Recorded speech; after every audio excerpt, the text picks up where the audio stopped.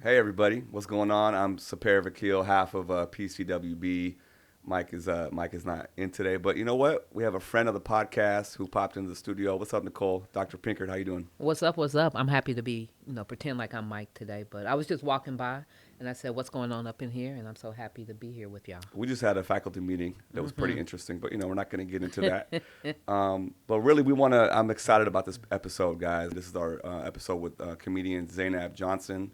This is our first in-person live taping with a real audience. I loved it. Nicole, you were there. Yeah, happened to be there. It was great. It was a great episode, right? And we had students, we had faculty, we had staff.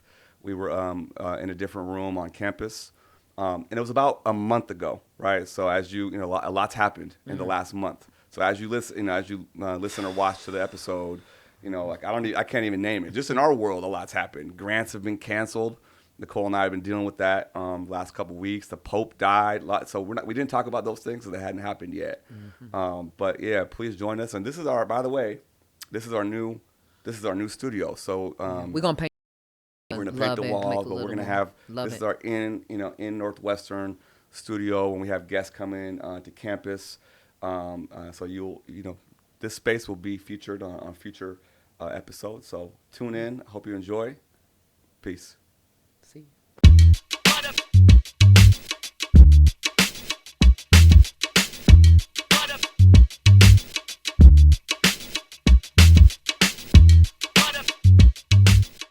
I am Mike Knight, one half of the host here at PCWB. Can't thank you guys enough for being here this morning to share this time and our first live podcast.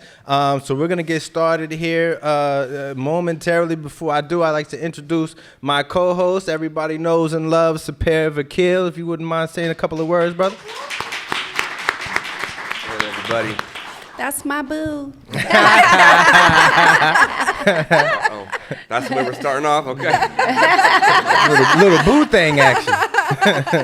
I just want to start off by, I have my syllabus and curriculum here as I was advised. So I want to start off just by welcoming everybody. Yes, I'm Sepehr Vakil. I'm associate professor in the School of Education and Social Policy, known as SESP. Before we jump into today's dialogue, and it's a very, very special event, I just want to start with a few thank yous and notes of appreciation up top. So let's start with our co-sponsors. I want to really acknowledge the Department of Black Studies, Professor Mary Patillo, who couldn't be here today, for co-sponsoring this event, along with my home school of CESP, and our dean, Brian Brayboy, who also financially supported this event from happening. Let me make sure I don't forget folks. PCWB students, some of them were here last night. They've been with us since last year, who really were instrumental, and not just this event, but really the podcast and the idea of bringing comedy to the Academy more broadly. I want to recognize them. The CESP and Harris Hall staff, who've really been helping from a couple months ago plan this event. I appreciate everybody, Northwestern IT, and of course, last but not least, our producer, Raphael Nash, behind the camera, who was here since last night. We appreciate you. So some of you who were just walking in the door, hey, Paul, how you doing? You might be wondering, okay, what is PCWB? What are we doing here with all the mics and cameras? Let me assure you all, Mike and I don't really know either, right? So PCWB is an experiment, right? And it's a question. Fundamentally, it's a question that we're asking ourselves and to the audience, which is, what is the role of comedy in society, especially in this moment where there's so much happening politically, culturally, with technology? What is the role? What can be the role? Or said differently, what happens when a professor walks into a bar and hangs out with a comedian? Now, that metaphor isn't the most apt one because this is a dry campus, because Mike doesn't drink, because we just finished Ramadan, so it doesn't really hold. But like pick your topic of choice that aligns with your interest, and that's the experiment. So it started off with a group of students, as I mentioned last year, and we actually started in this very room with our first episode with comedian, some of you might know, Chicago comedian Calvin Harris and UIC professor David Stovall. So we're still figuring out exactly what this experiment is, but we know what it's not. So let me tell you guys what it's not.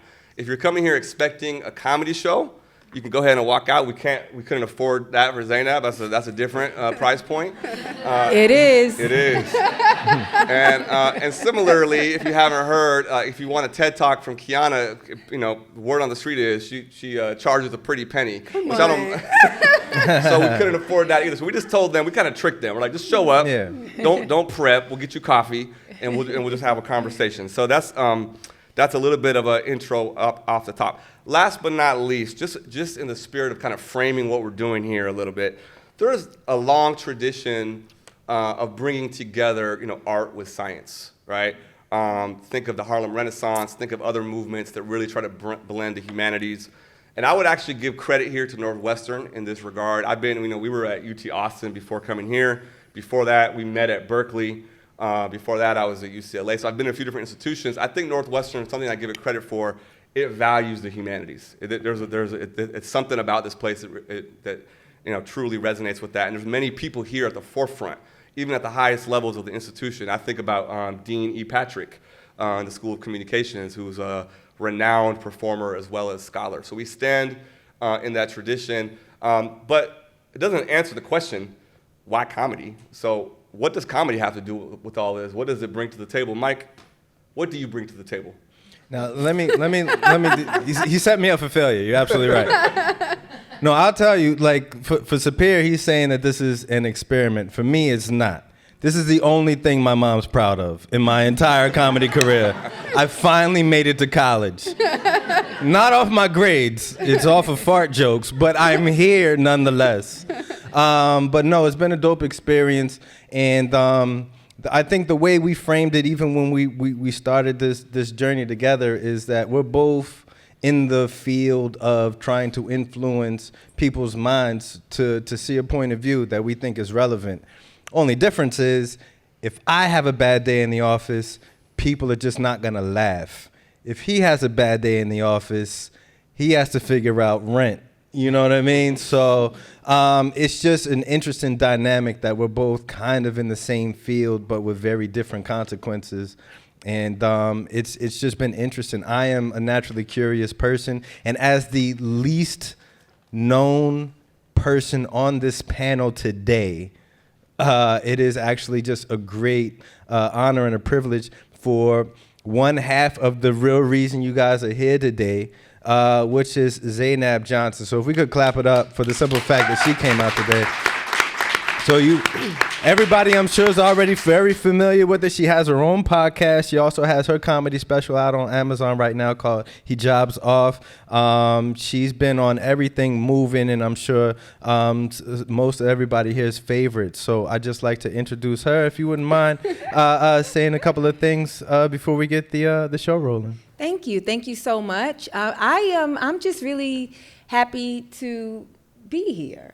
This is like, I don't know, I like engaging in conversation. I get a little bit intimidated to have to engage with professors, you know? But I am always constantly seeking information and to be sort of like enlightened. And I'm sure I'll take what happens here and turn it into material too. I look forward to it. So thank you so much. Thank you so much for having me. Absolutely, Yeah. it's a pleasure. So the last thing to get out the way as by way of introduction is to introduce you, Kihana. So let me. Yeah, boo. Boo thing. And, Don't skip the title. Right? let me say, like, she's laughing and smiling right now, but at home, like this, she does not do. So she's a professor here, Black Studies. Her reputation precedes her. My least favorite thing about being a professor here, when I tell students in SESP that I'm married to Kihana, like they've taken her class, and it's so obvious who the favorite professor is right away. So I see Jackson in the back. You're one of them, I know. I don't even want to ask because I already know the answer. But Kihana, I appreciate you for coming. I know you don't do video, you don't do podcasts. You kind of stay behind the scenes. Yes, I don't.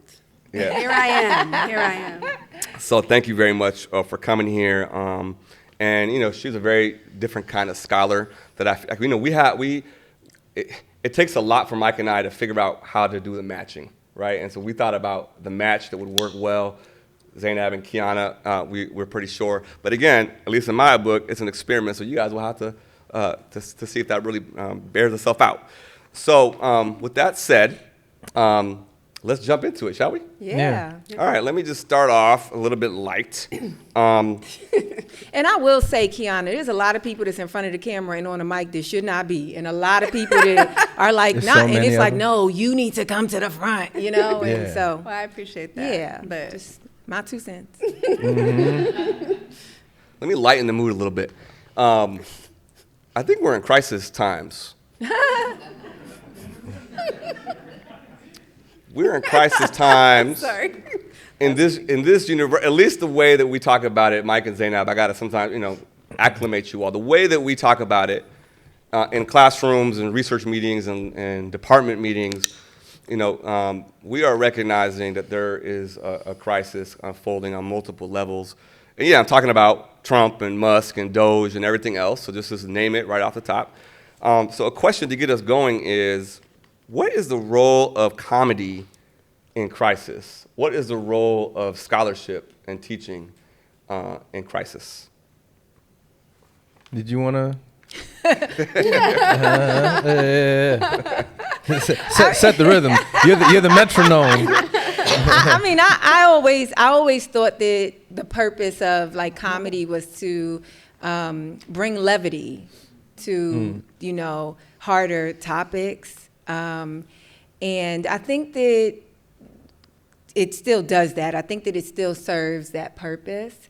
The thing about comedy and comedians, like everything else in the world, our news stations, is you can seek what validates your opinion. Absolutely. So I think that there are like two things. I think that it's happening, and some comedians are trying their best to inform, educate, propose solutions in the most humorous way possible. And I think that some are getting through, and some are not, just because we just live in a time where you really can, more so than any time else, just access what it is that further perpetuates what you're already thinking. Do comedians have a responsibility to anyone outside of themselves? Do they have a responsibility to the truth? Do they have a responsibility to if they're talking politics or anything? Yes and no. I do think that if you are a comedian with a large base, I think if you're a comedian with any level of success, it's like a very hard thing to do to make strangers like laugh. Certainly it's is. hard, even if we make it look easy, and so, I don't want to sound cliche, but with great power comes great responsibility. Sure, yeah. Yeah. So yes, but I think that there's also like a misconception that we are all capable. I am a openly Muslim identifying comedian. And October 7th, 2023, I started getting a lot of DMs and messages, even saw campaigns where people were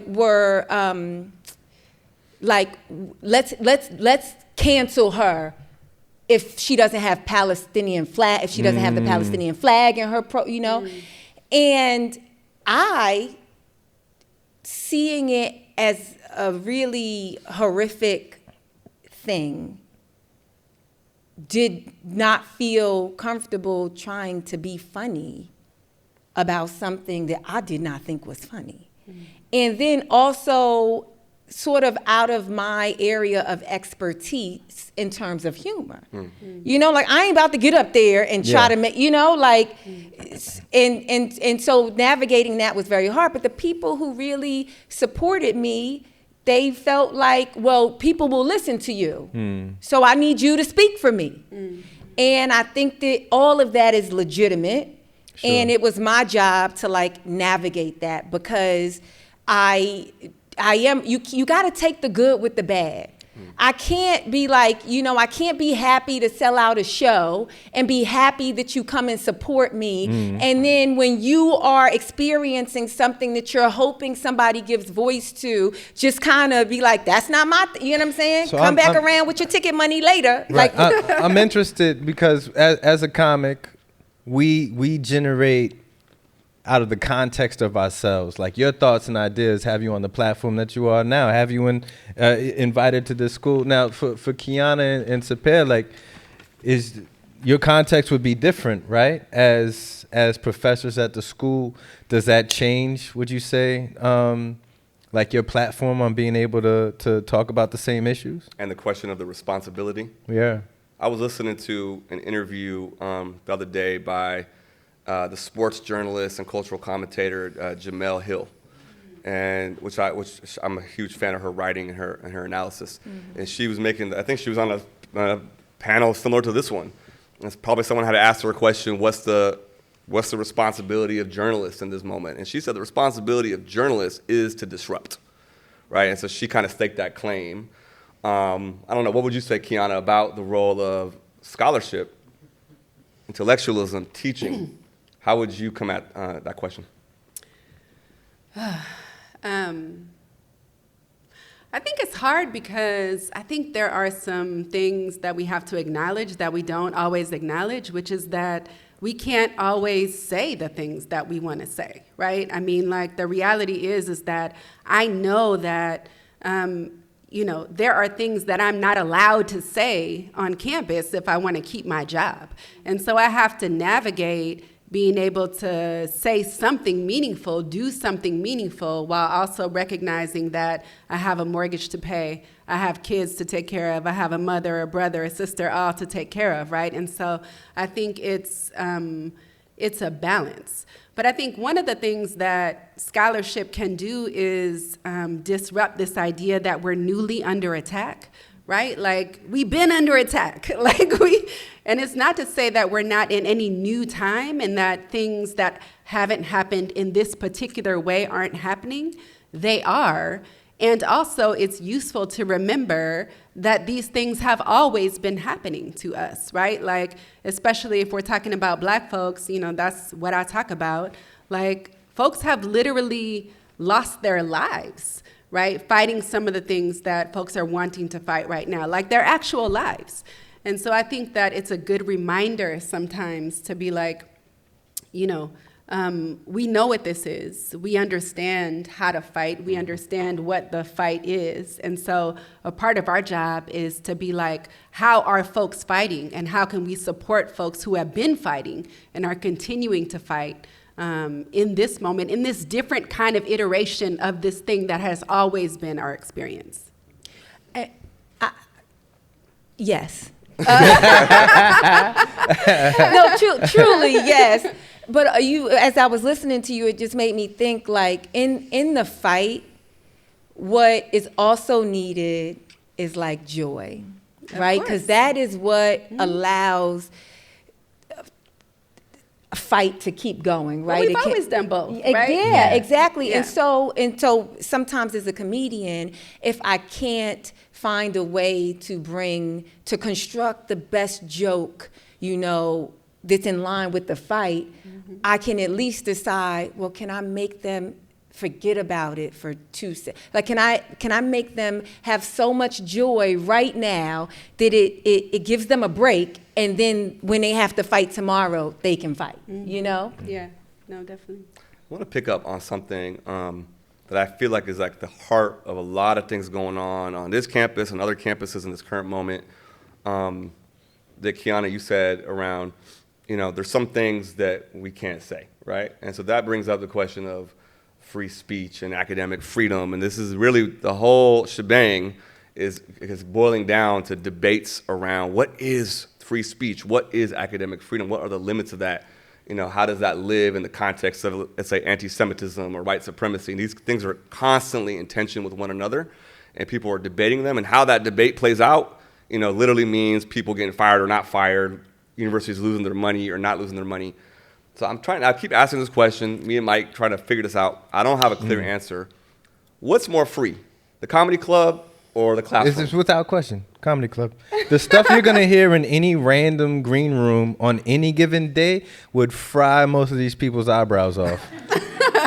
Like we as comics, we're allowed to. I can with some consideration. I'm just now getting to meet her, but I've heard a lot about her, and just from our brief interaction, seems like a really cool person.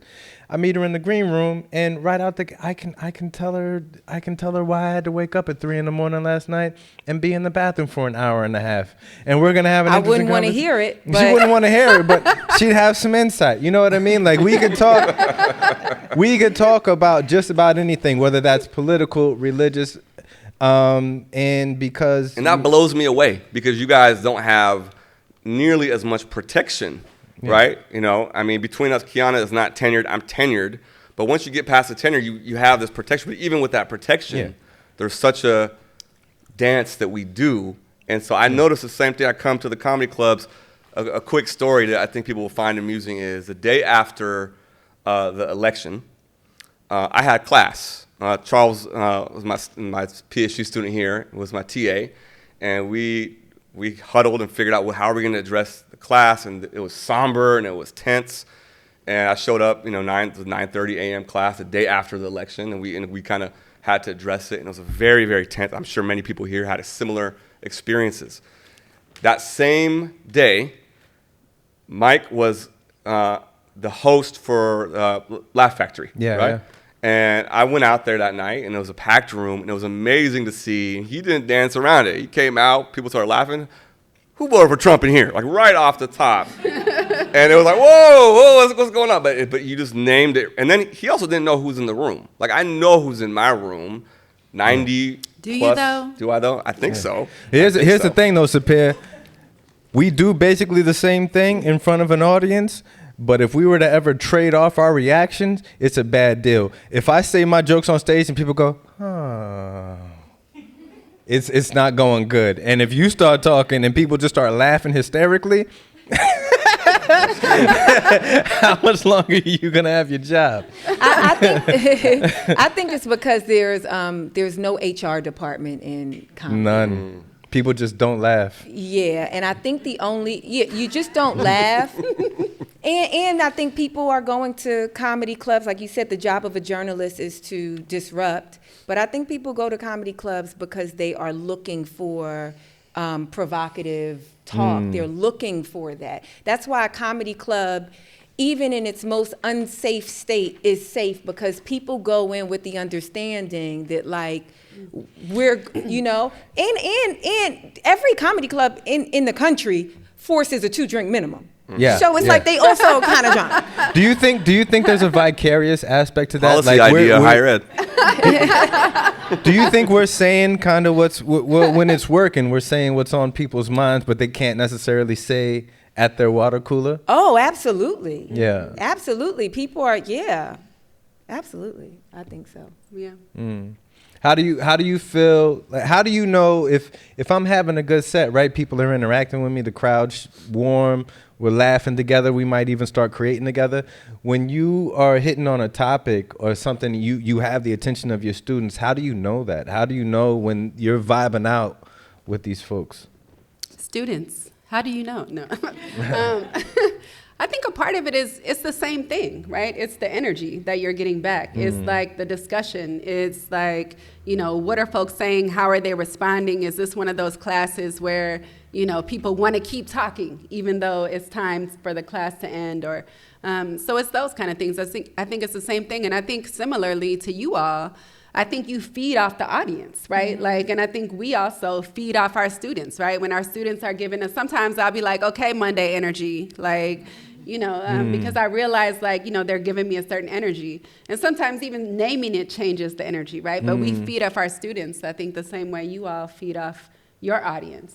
Essentially, a college and or university is a corporation, right? They have the receipts. He me said turn the I ain't cameras got off for a tenure. minute. I'm sorry, it's the worst possible time to be an untenured professor in Black Studies, so I'm gonna just keep these. Girl, I'll be a said I'ma plead the puppeteer.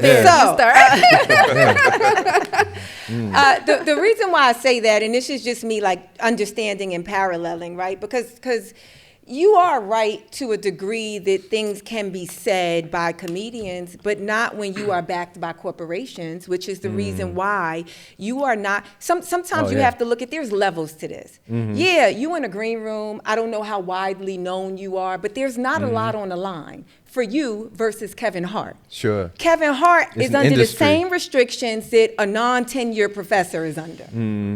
He has corporations that are paying for not his multiple people's livelihoods. And if who knows what he thinks for real, but if he dares say something that is not in line with these major corporations that are fueling his machine, then that's a problem. You know, and so I think that there's like, you know, what goes on in a comic's mind and what we say, you know, it's like, it's wild. But the freedom of speech, which I personally think does not exist. I don't know what, you know, because it's like, how is it free if you got everything to lose depending on the scenario, you know, like. Well, the speech is free, but the consequence comes with the cost. And if so facto, it ain't free. I mean, I think I feel like that was my professor. No.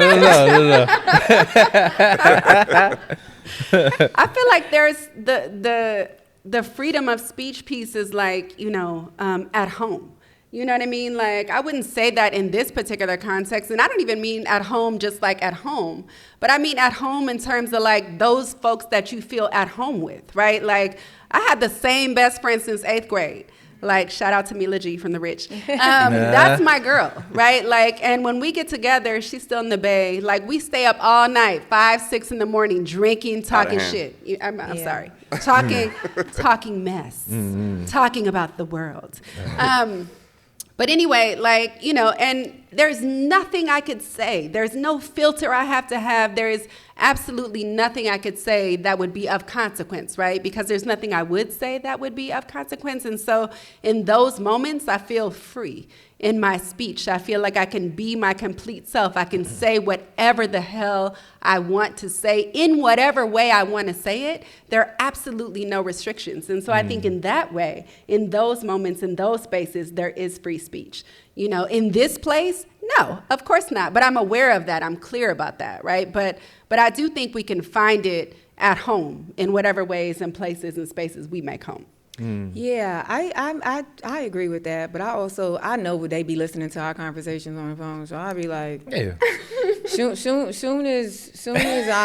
I get $100 million, they going release my group chats, and it's gonna be over for me. It's a wrap. Well, I'm very And far my from group that. chats should just go between me and one of my closest friends. We say it all the time. Like, girl, I could say anything to you. Yeah. About anything, but the moment this gets released, Yeah. oh girl, we out The of here. screenshots are coming. TMZ Yeah, we is in outta your here. As future. long as you're on the Signal chat, you'll be okay.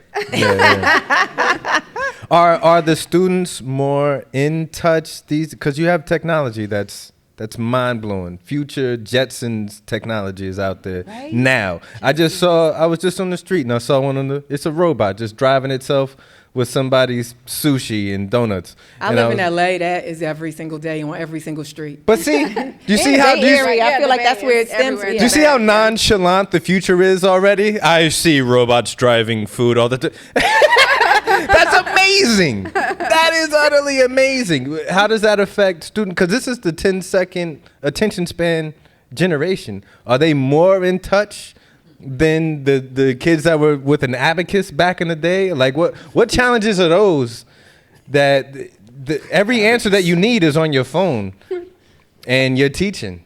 That's wild. What challenges does that bring? That's a huge challenge, and I think at this point, professors are just playing catch up. I heard this interview. There's a student at Columbia University, a sophomore computer science student, who's being currently expelled from the university. And not because of the Palestine stuff, that wasn't the focus of the story, but because he figured out, so to get a job as a computer science student, as an internship or a coding job, there's these live coding interviews that you have to do over Zoom or other kind of video conferencing, right? And this sophomore figured out a way to use AI to basically cheat his way to pass the exam. The university found out and is expelling him, and he's like, I'm making $200,000 a month, selling the product. And he was being interviewed on a New York Times podcast, and he was like, yeah, my parents were upset at first, but when they found out how much money I'm making, and then the guy from New York Times, the Hard Fork podcast, asked him, so what does this mean for the future of like computer science education, how we're even teaching? He's like, I'll tell you, every single student at Columbia and every other engineering computer science student across the country is using AI to solve their problem sets and do it. So they're ahead of us, and we're having a collective conversation in higher ed to figure out what does it mean, how do we channel it, how do we deal with the ethics of it. So yeah, it's a transformative moment. So people are told not to use this thing that the wider part of society is calling beneficial, and then the few people that use it are making a lot of money off of it. Sounds a little prohibition-y. Perhaps. There's layers to it. I see my colleagues in the audience like, There's layers to it because it goes back to the corporation question. Like these tools are also being controlled by a very small handful of very powerful companies that have consolidated power, and they're sort of forcing their tools on institutions of higher education. And so some people are embracing it. Some people think it's the future. Other people are grappling with like, okay, what does this mean for learning? How is this going to, there's bias baked into these tools. How is it going to, exacerbate bias? There's environmental concepts. So there's a lot of debates being had, and this is the place that people are having them. But part of it is this tension where young people are typically ahead of the curve when it comes to technology, and the faculty are behind. So, it's all of the above. You said something that always stands out to me, which is he said I was making $200,000 a month. And so I think that's such a crucial sentence because you just follow the money.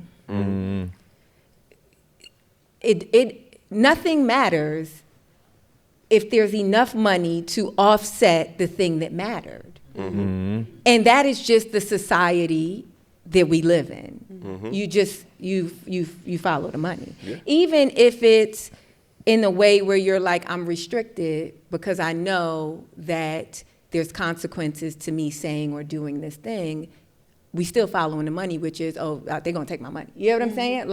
And I think that it's just that simple. I find myself saying that on a lot of podcasts, it's just about the money, and in the money, And I feel like it's not just in AI. It's like everything. It's like there's so many artists that I know whose parents had a problem with them being an artist versus an educator or, fill in the blank. And then it's but then I got rich and famous or whatever. And it's my mom was like, I'm enjoying this new house. Yeah. Is that your story? Is that your story, Zainab?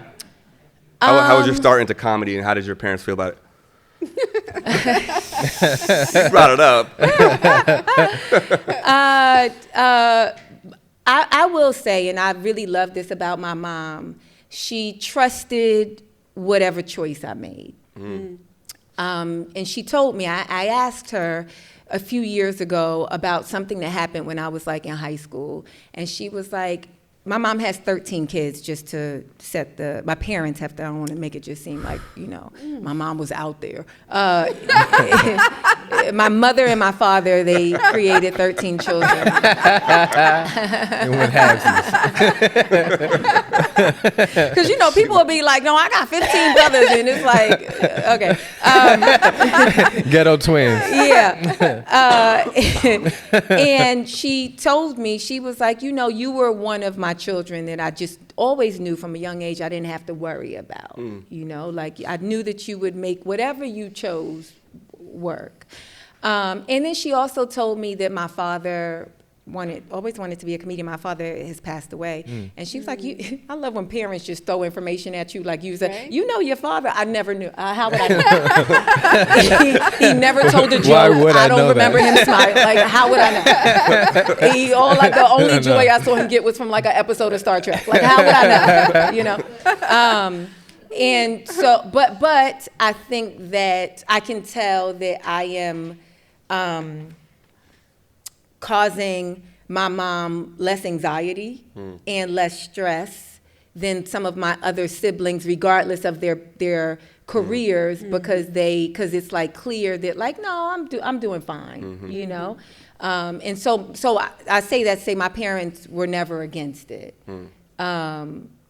But did that answer your question? Yeah, it did. And I mean, because we were talking just on the way over here with our friend Samir, just around the parent piece, Yeah. right? And I imagine like comedy is the kind of top example of this. But I even felt this. I was an engineer before coming into the field of education, and I'm from Iran originally. And you know, folks from the Middle East and Iran, like engineering is like you've made it. It's called mohandes in Farsi. Like you're introduced as Mr. Engineer everywhere you go. And when I decided to quit my engineering job and go back to graduate school to study education, my family was like, to study what? I said, to study education. Like, what are you gonna get? What are you gonna get your degree in? I'm like, in education. And so you're gonna go back to get education in more education? Like, you're gonna quit your job? And so there was a moment of panic, a moment of disappointment. And then, follow the money when I got my first offer as an assistant professor. I'm like, I'm a professor now, parents. It was like, okay, it's going to be all right. That was not no money, though. That was not no money. That was not no money. Wow. Damn. You should have heard the first offer you got. I'm sorry. Man, Says the person that's on his income tax with him. the chief financial officer of the household. But I can't imagine. I don't think it compares at all to, telling if one of our kids told us they're going to be a comedian, I'd be. No, imagine that same setup, Sepehr, and then want to go to Chicago and become a comedian. How was that, Mike? You want to what?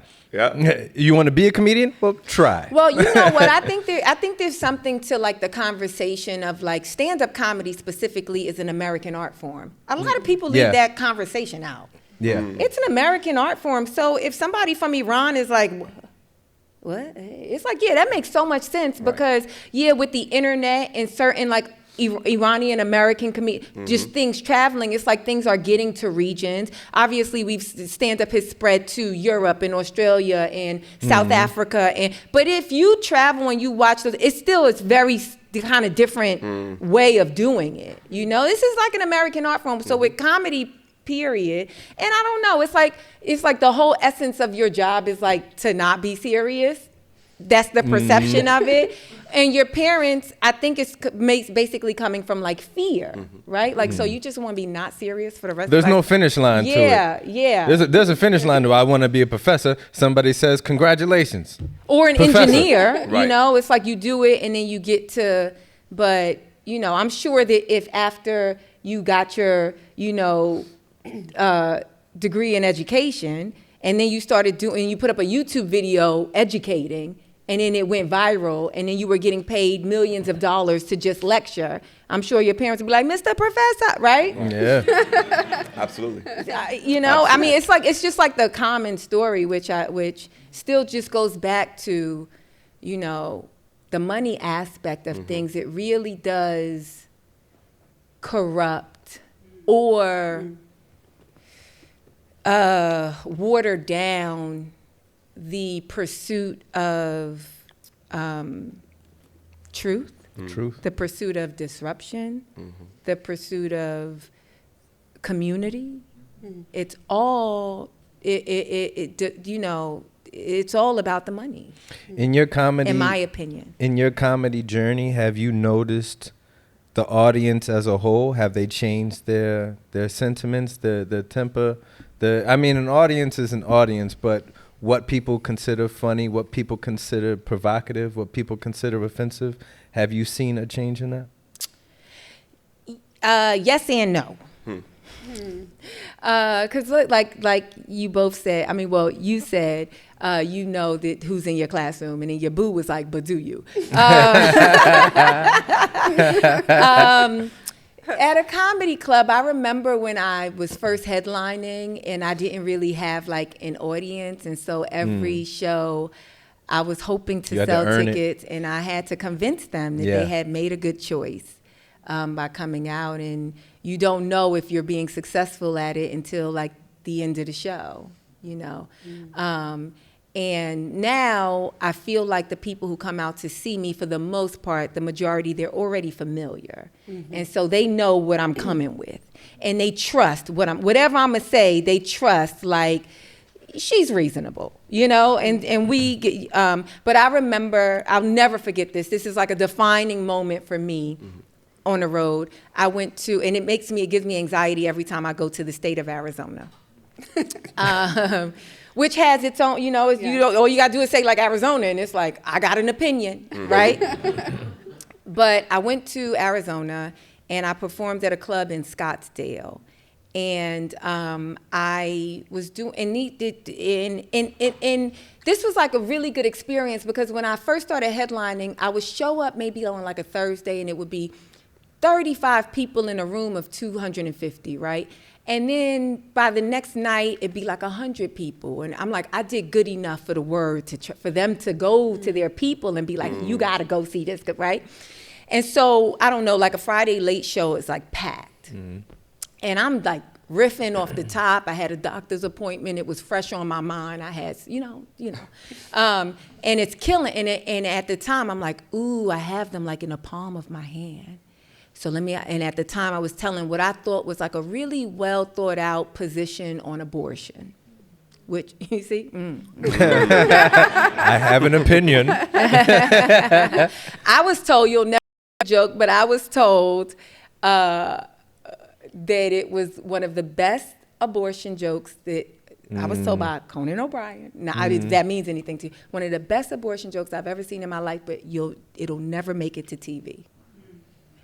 Anywho, I don't know if it ever made it past Arizona. Can it make it to Evanston?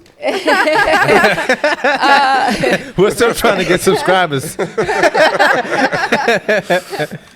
But because I thought that I had them in the palm of my hand, I thought it was safe. I thought if no time ever, this is the time to drop the most controversial thing I can say in this bit. And then I did it.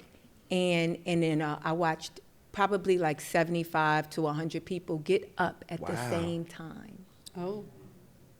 And walk out. Polite, too. They didn't boo.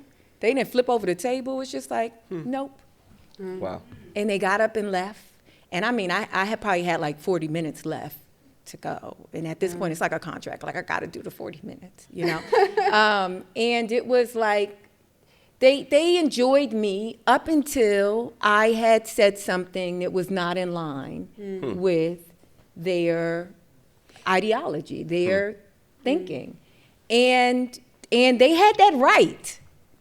They had that right to get up and leave, you know?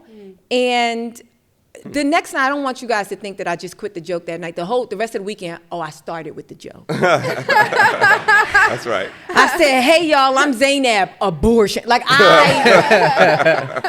I got letters. The club got letters to never have me back.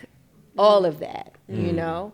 And that's like just a defining moment. And every time I have since performed in Arizona, and every time I go back, I'm never sure about what's going to happen, but I still tell the exact jokes or material that I want to navigate. So follow up on that particular story.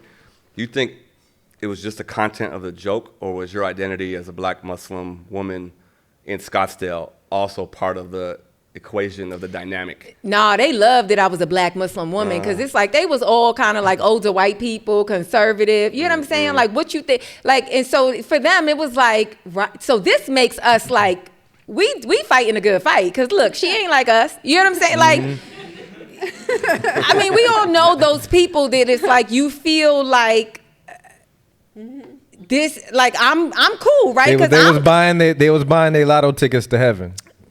Yeah. I'm supportive. But I think also they didn't know. It's, you know, forgive me. Tell you what. I want to circle back to something that started this conversation off, and this may be an unpopular way to look at it. So I'm actually curious to hear what you guys. So brought up free speech right out the gate, right?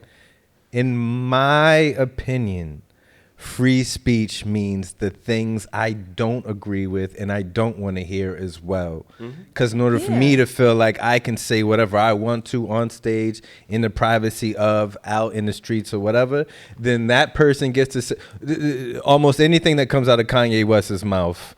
I have to allow that to happen for anybody else to have any opinion on anything else as well. So is there restrictions to free speech? Because again, like Zainab said, your consequences. That's exactly what it's about, and that's why this moment is so bogus that we're seeing happening play out in higher ed. The brother at Columbia, Mahmoud Khalil, like he's being plugged and taken away all his rights because he spoke up in defense of Palestine. That's free speech, and it's not free speech because I agree with his position, though I do. But it's free speech because that's his constitutional right. There was a case here locally a couple decades ago in Skokie, which is a city right next to Evanston, and there was a white supremacist group that wanted to have a rally, a Klan rally, and they were denied a permit to hold, and they filed a lawsuit, and the lawyer fought the case, and they won the case, and it was based off of free speech.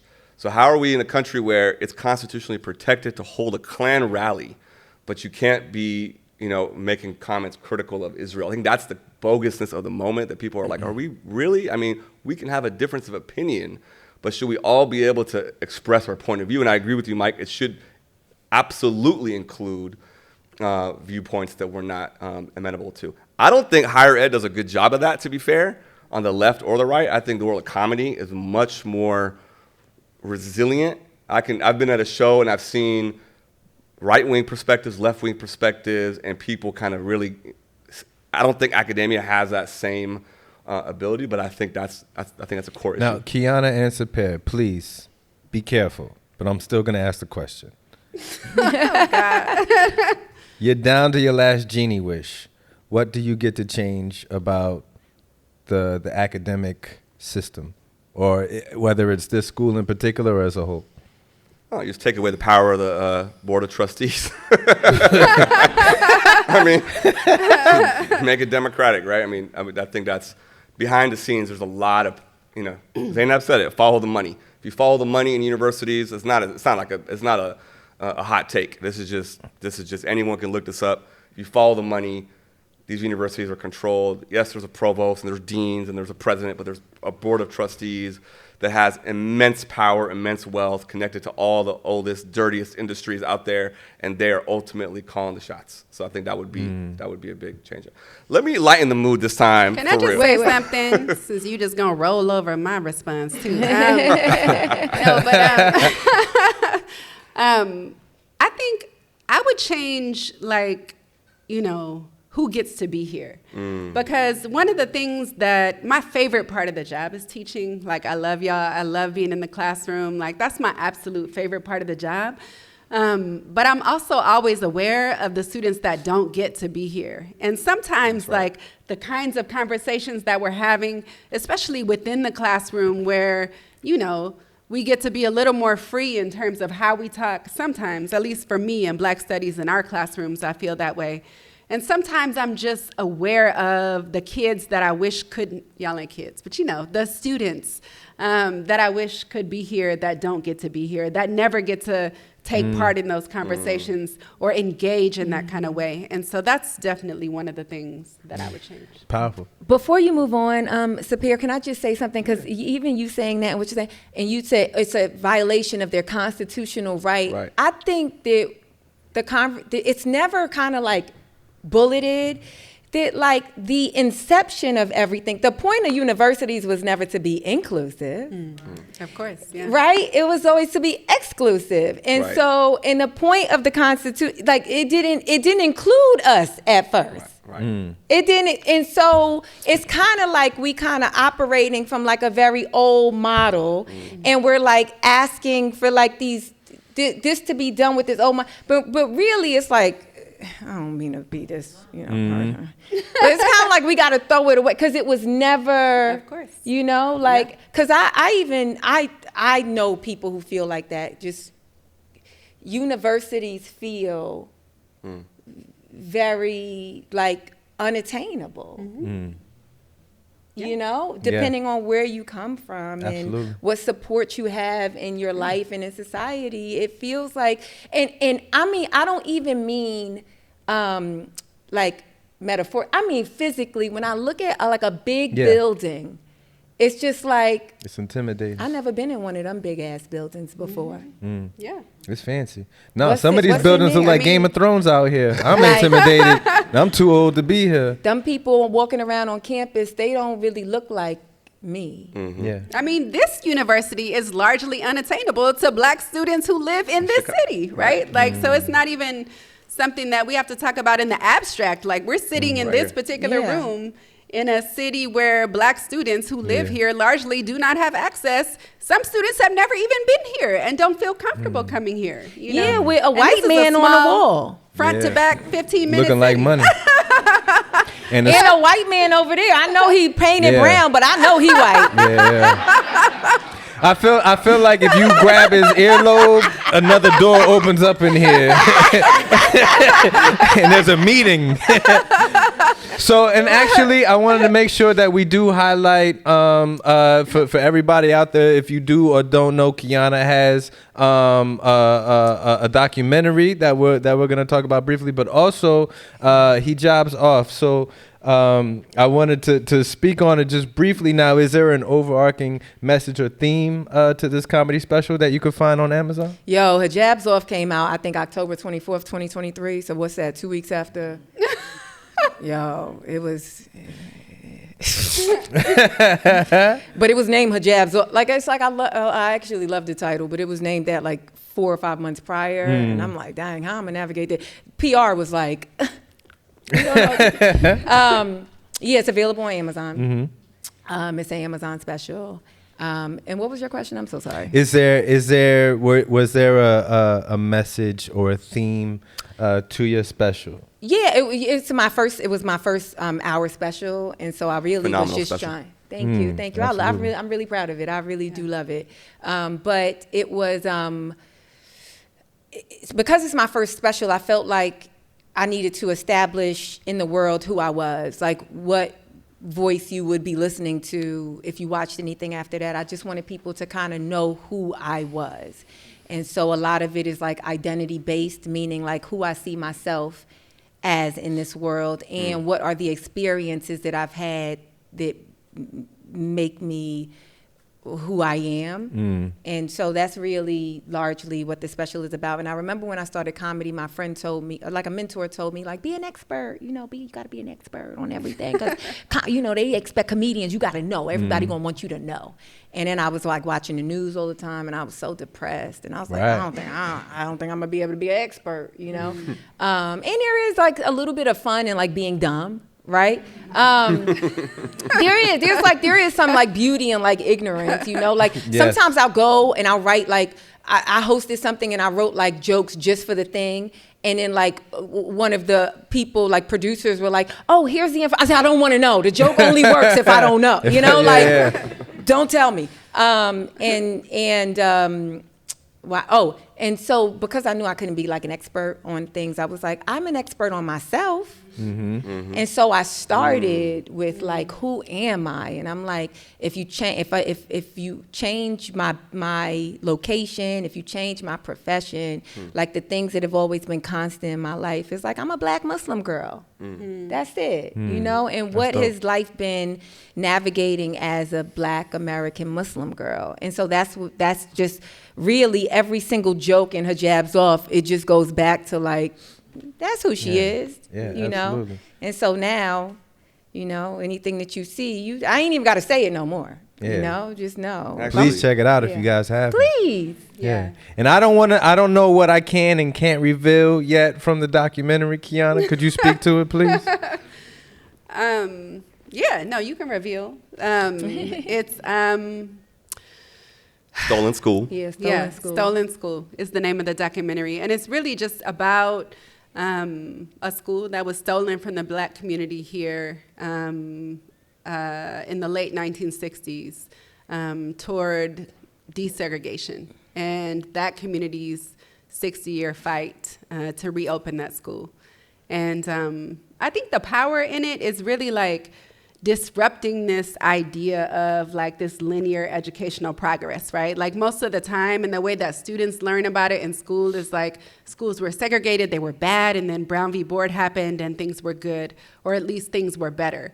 And I think what this story tells is what happened when this school was actually taken from this community and all the myriad ways that it really just decimated that community, right? And I think that's a different story. And also, people just assume that all Black folks fought for desegregation and wanted desegregation. Now, I don't know no Black person who wants to return to segregation. So let me just say that and be clear about it. Oh, right? you ain't been on TikTok, girl. You said there's some hashtags. I'm actually not on TikTok. I'm not on social media. So maybe those folks exist. But there's a difference between segregation and separation, right? And so I don't know any Black folks who want to be relegated or barred from a particular place based on the way that they're racialized, based on how they're identified. But I think it is important to recognize that there was power in those institutions that felt like ours.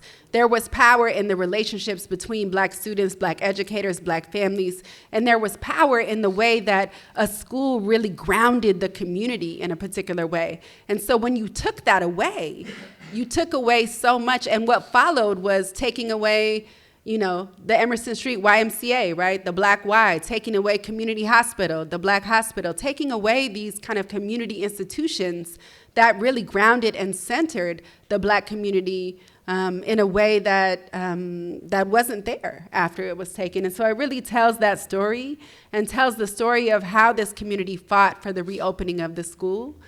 And now that the school is going to reopen, there's a lot of questions, right? Like, what is the school going to be? Is it going to do justice to the legacy of foster school that was taken away from this community, right? And that's an open-ended question.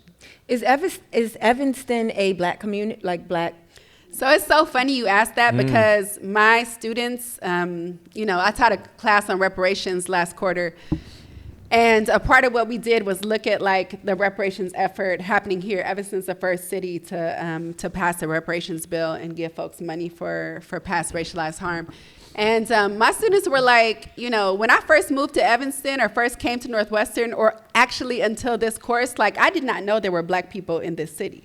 And so, no, Evanston is not a Black city, but there is a Black community in Evanston that is so deeply rooted. I mean, you have folks here who are like, my family has lived on this particular block since 1896, right? This particular house, like I'm 6th generation Evanstonian, right? And so I'm not even gonna get into Evanstonian, that's a whole nother thing. But so yes, there's a very rooted Black community here. And I think people always kind of jump to Chicago because, you know, of the obvious Black community in Chicago. But there is a Black community here that I think deserves our love and care and attention. Yeah. So, folks, we want to do something special this time, and actually this is our first live taping, as we mentioned, and we want to have a Q&A segment. But before I do that, I want to just kind of end with something. I want to pick up on something you said, Zainab, around the role of joy, right? Especially kind of tying it to this moment of crisis. It's important, I think, and I come, you know, really that's what attracts me so much to the comedy clubs. We have a busy home life with young children, and I'm busy at work. And so comedy, I'm still thinking when I come to comedy, but it's so joyful I love it every time Mike invites me out. Samir invites me out. I'm there. Why are you leaving out the part that you've been getting on stage, bro? Oh, man. Why you don't want your students to know that you be getting on stage, that was top secret right there. Okay, well, the cat's out the bag. So let me put my final question to Yeah. everybody. He flustered now. First you quit for education, now You know what? Dad, you're never gonna believe this. All right, we're gonna cancel the Q&A. We're just gonna save time for the abortion joke. Zainab. No, but my question I want to pose just to close us out is, where are each of you, Zainab and Kihana, where are you finding inspiration? What are you excited about in your work, in your comedy, in your scholarship? What's giving you joy and inspiration these days? Well, I'm going to just say, since we've been talking about following the money, what's giving me joy, and I'm dead ass. What's giving me joy is just being like, my boo is doing all this AI type shit, and you might be able to housewife me soon, and I can go do the work I want to do. And I have to worry about what I say and where I say it. So that's what's giving the me applause joy and break. inspiration right now. Your turn.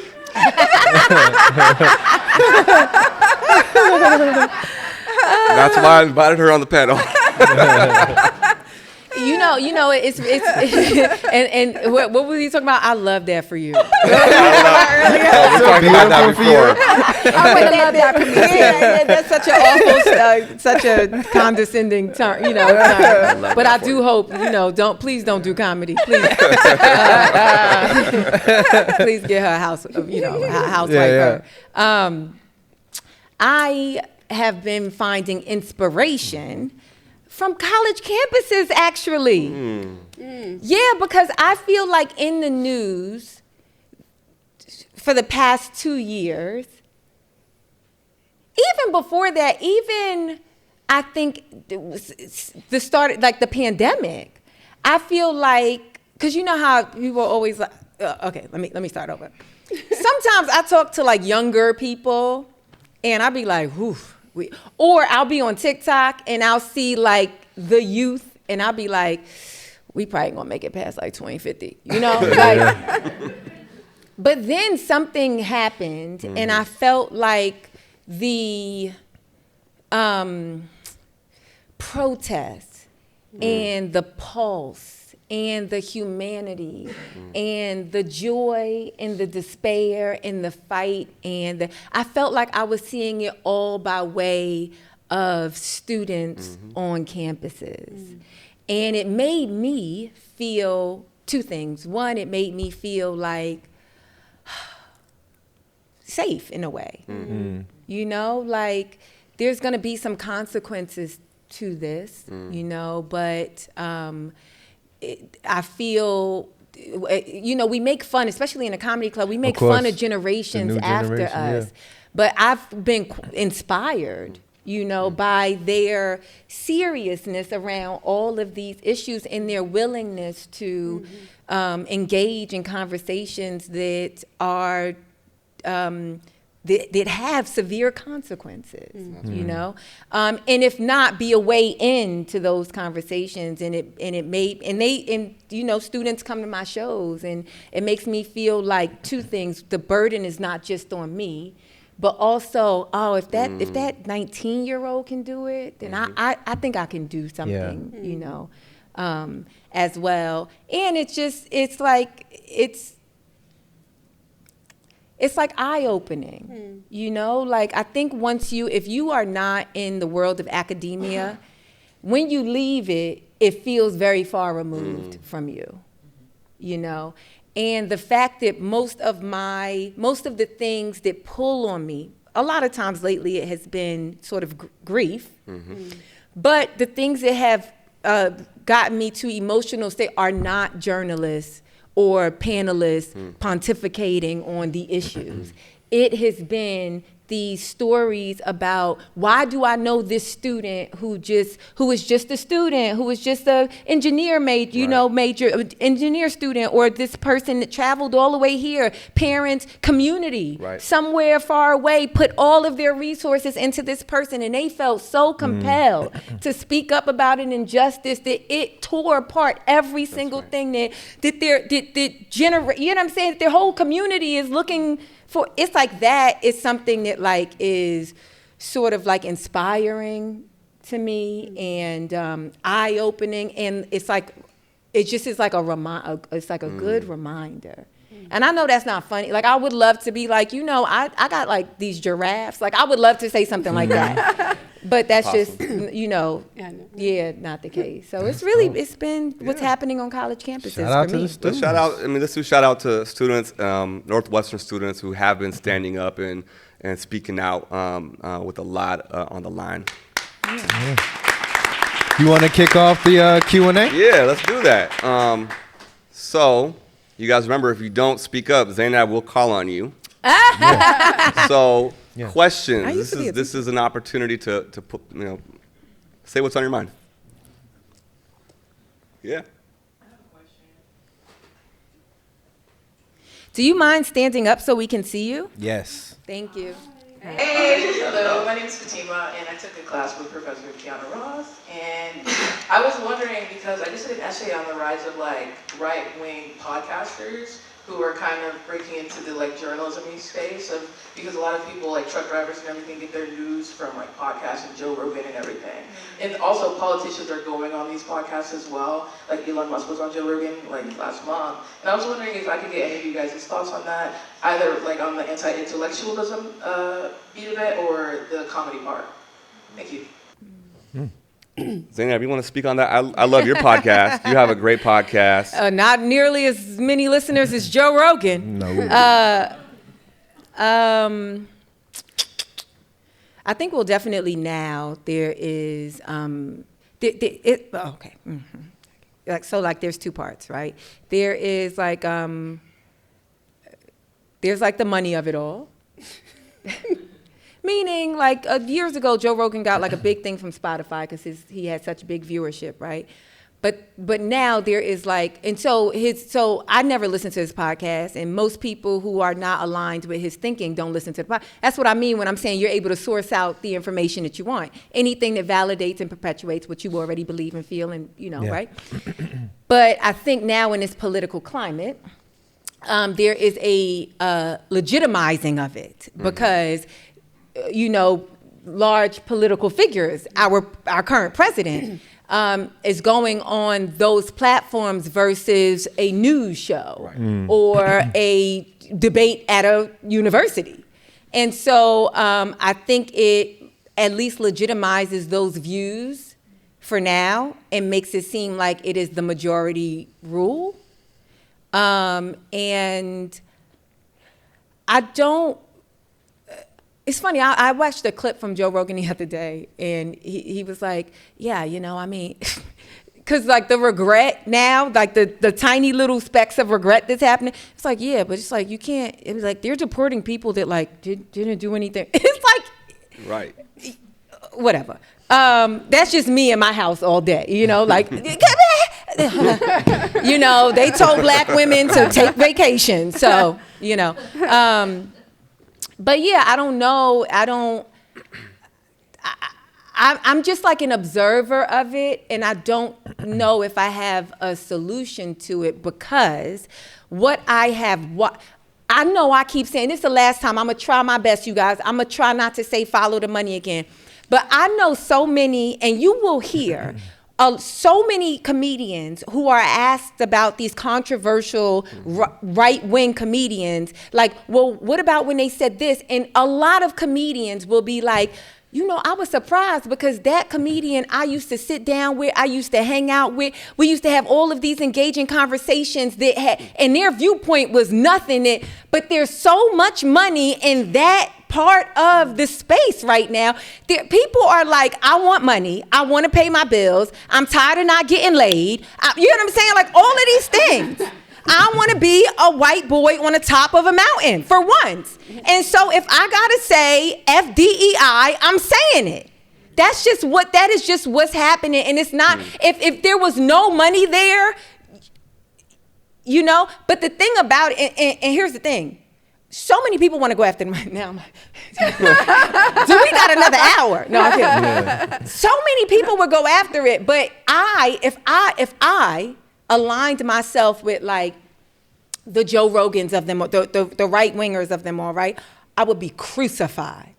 I would be crucified by my community. Forget everybody else. I'd be crucified. Angela Rye would tear me apart. I mean, so even accessing that lane and that access to funds is still for a very limited group of people. But there's a lot of funds there, so they like, oh yeah, what I gotta say? Now you say you'd be crucified, but I could see a version where you'd be Candace Owens, right? And she is crucified. Don't nobody like Candace Owens. Except for the people that like her. And she is crucified. That's why I specified my community, which means a lot to me. Sure. I don't want to walk in a room and black women look away. I don't want that. I've always championed. Thank you, Fatima, by the way, for the question. I've always one of my favorite comics in general is Chris Rock, and he says something on his first special, I believe it was Bigger and Blacker, where he says, I'm conservative on some things and I'm liberal on some things. Tell me what the topic is and then I'll make my decision from there.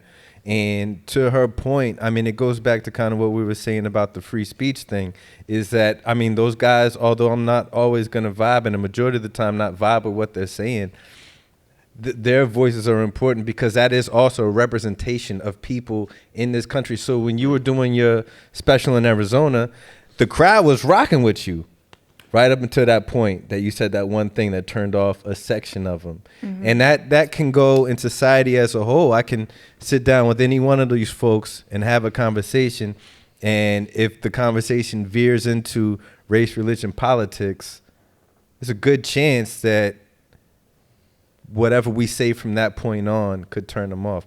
As comics, race, religion, politics is our bread and butter. Another reason why I say in the green room, I love comics are my favorite people, because in the green room, we could talk race, religion, politics, and our threshold for what did you just say is a lot higher than I think some other folks. This is the last thing I'm going to say. I think that, sorry, now this is going to be like comedy inside, right? Yeah. I don't think that you can reference a special from the 90s during this time, because to say you are conservative in 1990, whenever that came out, or I don't know, when did that come out, versus what conservatism looks like right now is very different. I do definitely agree with you that the terms of liberal and conservative in Chris Rock's time when he was talking about that, but for me, that's semantics. I'm talking about the ideal behind, tell me what the issue is first so that I can make my decision from there, as opposed to, what's the name of my gang? Okay, I agree with everything everybody in my gang does or says. Like, I find that to be problematic because I might not agree with everything and the gang does and everybody in the gang. Yeah, but that's what I mean. It's like what you're saying, even what you're saying right now, in my opinion, is not aligned with conservatism. Is that, I don't know, fill in the right word, Professor. You got it. Today, we watched The Gang. We watched President Trump's first address to Congress, right? And every single thing he said, there's a 136-year-old on Social Security right now. We just got him on. And they stood up and was like, Yeah. We're watching it. That's very different than you. So everything that you're saying makes sense because it's an idea, right? But we're watching tangible versions of it opposes that idea. So when people say, it's like, yeah, Chris Rock, and this is not about Chris Rock, but this is not about Chris Rock. That's my HR, Chris. Look what you did for Tima. No, but it's like, when he's saying, just tell me the issue, and I would like to, because everything is like nuanced and everything is not like black and white, right? But right now, we talk about DEI. This is simple. You think DEI should exist or it shouldn't? That is not what Chris Rock is talking about in 1997 when he was like, well, let me, DEI, No.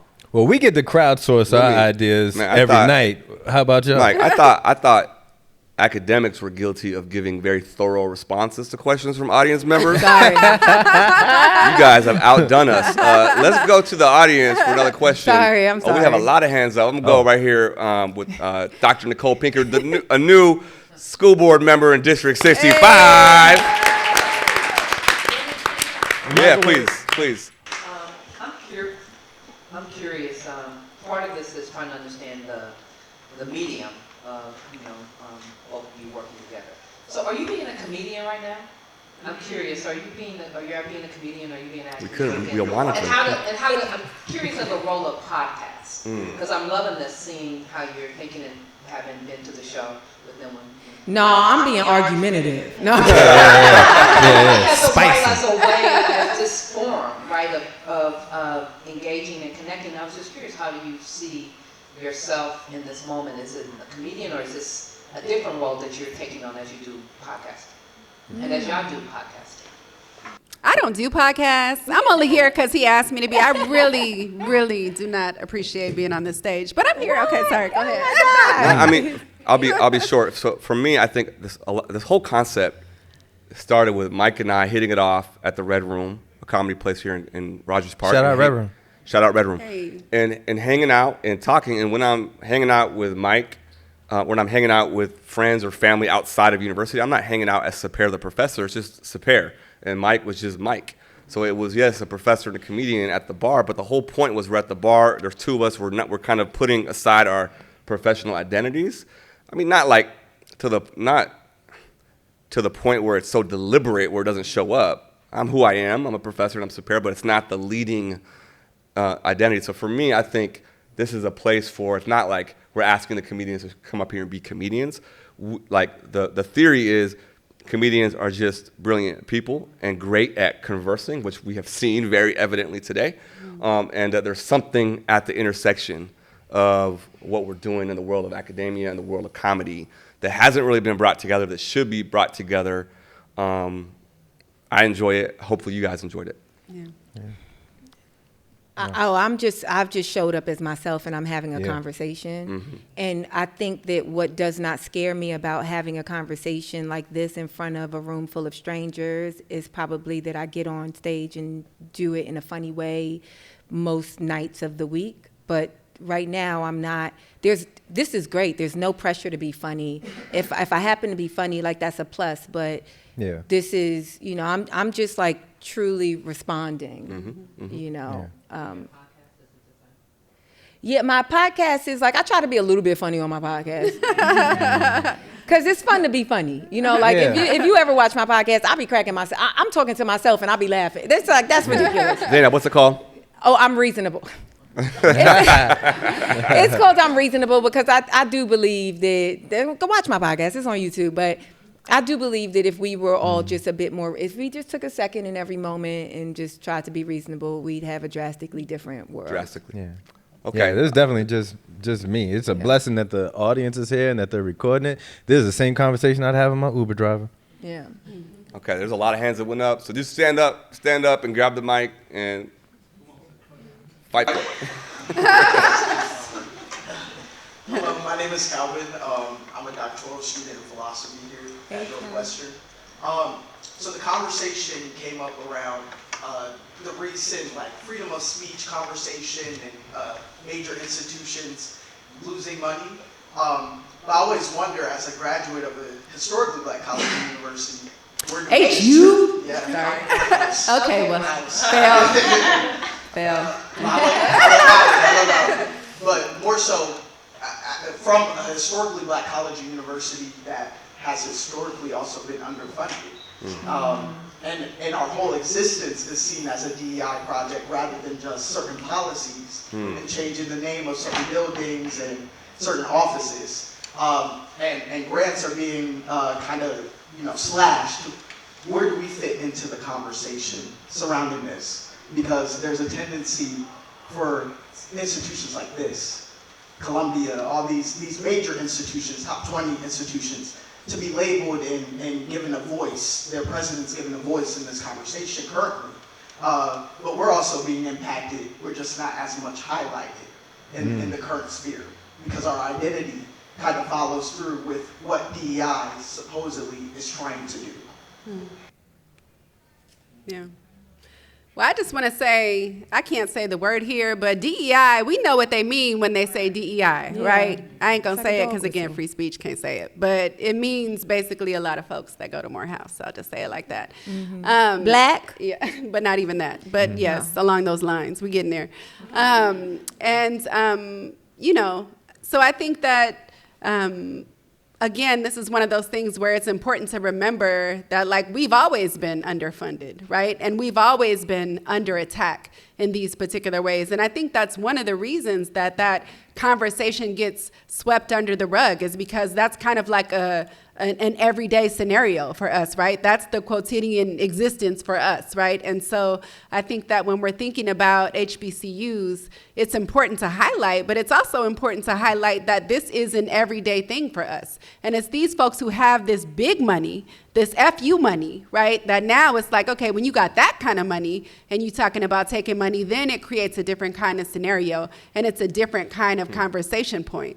But HBCUs and really Black folks and Black students' participation, I mean, if we think about even the fight for Black studies itself, right? We always think about SF State. And I'm not going to diss the students at SF State. They put in the work, right? Students here at Northwestern put in the work. Students, again, lost their actual lives. But there's literally, like, those fights began at HBCUs, right? And nobody talks about that. Nobody includes HBCUs in those conversations. So I think it's important to highlight, but I also think it's important to reframe in terms of thinking about that, like, we have always been under attack in this way. And so it's a good opportunity to raise awareness about that kind of always under attackness. I think we have time for a final question. Hey. Hello. Hey, Margarita, PCWB student. Margarita. Hello. Hey. You guys were talking a lot earlier about how students inspire you and create this like hope for the future. But I think about like the consequences of people, especially Black people, speaking out on the internet, especially in social issues. I mean, we see at Northwestern with the professor who's been like laid off, Stephen Thrasher. In the context of all of this, and especially in academia for Kihana, how do we see Black people speaking out slowly changing the game, and how do we see Black students continuing to inspire this like radical hope for things improving, even in the context of the political state we live in now? Thank you. I just spoke. Does somebody else want to? I was about to say, it's exactly like your answer, really, which is like, it's always been the case. Mm-hmm. There's always been consequences, severe consequences, and that hasn't stopped. That hasn't stopped us. It didn't stop our ancestors. And I think, like, who am I to say this? But I think just being like a Black woman in this space, and I talk about you or Kihana, is radical in and of itself. Yeah, absolutely. Just showing up every single day is a radical act, you know? And so anything added to that is like, you know, and we definitely can't stop, although there are consequences, because if you stop, there's no movement, you know? And yeah, and I don't know if this is like cliche to say, or even like, how dare I say it, but like the consequences are more dire if we stop, or if you stop, you know?